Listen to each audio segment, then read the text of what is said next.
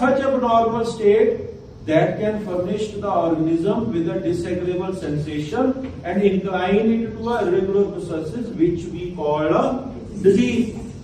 अभी इसकी एग्जांपल समझो. हनीमैन सर क्या बोल रहे हैं कि जो आपकी डिजीज है वो प्राइमरी जो इफेक्ट होती है वो सिर्फ डायनेमिक इन्फ्लुएंस से होती है, not from a material influence. इसकी एग्जांपल क्या है? अब मुझे यहां से स्मेल आई तो मैं यहां चला गया क्योंकि वो स्मेल मुझे डिस्गस्ट कर रही थी. अभी आप सबके घर पे कूड़ामैन आता है? कूड़ा उठाने आता है ना? तो वो क्या करता है? कूड़ा उठाता है, वो आपकी उसमें अपनी वो जो रेडी होती है उसमें डंप करता है.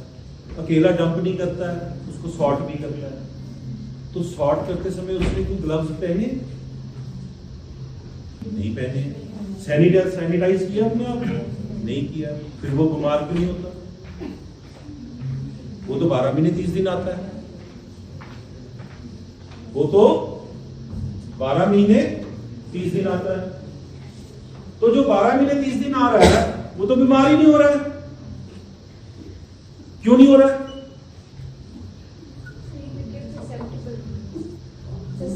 बिल्कुल ससेप्टिबिलिटी है, डिस्गस्ट नहीं है.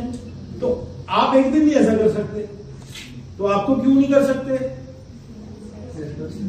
डिस्गस्ट होगा. अब यही यहां के बच्चे बाहर जा रहे हैं, कनाडा जा रहे हैं, अमेरिका जा रहे हैं, वहां पे जाके क्या करते हैं जी? तो वहां पे डिस्कस नहीं होता, यहां पे डिस्कस होता है. वहां पे बीमार नहीं होते हैं, यहां पे बीमार होते हैं. और जिनको डिस्कस होता है वो वापस आ जाते हैं. राइट और wrong?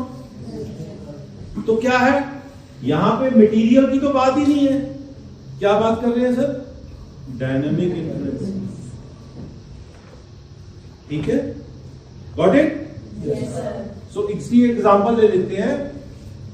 When a homeopath prescribe a remedy, it's essential to carefully distinguish between two types of symptoms. क्या कौन कौन से टू टाइप को हमने डिफरेंशिएट करना है? First, primary functional symptoms. These represent the core disease process. जो ये था, ये मेरा प्राइमरी सिम्टम है. क्या प्राइमरी सिम्टम है? मुझे डिस्गस्ट आ रहा है. ठीक है, जो कूड़ामैन को नहीं आ रहा है वो मुझे डिस्गस्ट आ रहा है. ये मेरा प्राइमरी सिम्टम है. तो मैंने ये डिस्गस्ट क्यों आ रहा है वो लेना है. ठीक है. और दूसरा क्या है? Secondary symptom. These are the results of the disease progression representing the pathological changes it has been caused. तो दूसरे सिम्टम कैसे हैं? मैं वहां से यहां आ गया, यहां आके अभी मैं ऐसे खड़ा हूं, ऐसे खड़ा हूं, नाक बंद कर रहा हूं, नाक एक हाथ से बंद कर रहा हूं, नाक दो हाथ से बंद कर रहा हूं. ठीक है, कॉटन बांध डाल के बंद कर रहा हूं. ये मेरे सेकेंडरी हैं. ये डिजीज प्रोग्रेशन से आए हैं, ये प्राइमरी नहीं है. तो हम क्या कर रहे हैं? हम सेकेंडरी को ट्रीट कर रहे हैं. हम तो उसी को ले रहे हैं कि ये ऐसे खड़ा है, ये इसका कैरेक्टरिस्टिक है. ये काम करेगा acute case, not in a chronic. Chronic में क्या करेगा?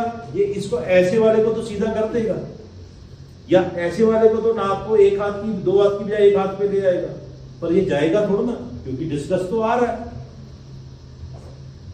डिस्कस तो आ रहा है.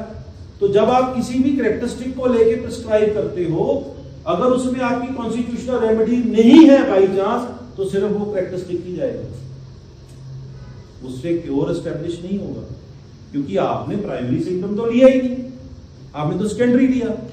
इसीलिए किसी को रिजल्ट आ रहा है, किसी को नहीं आ रहा है. किसी को हर बार मतलब किसी केस में आ रहा है, किसी को किसी केस में नहीं आ रहा है. क्योंकि जिस केस में आ रहा है उसमें बाई चांस आपकी कॉन्स्टिट्यूशनल रेमेडी.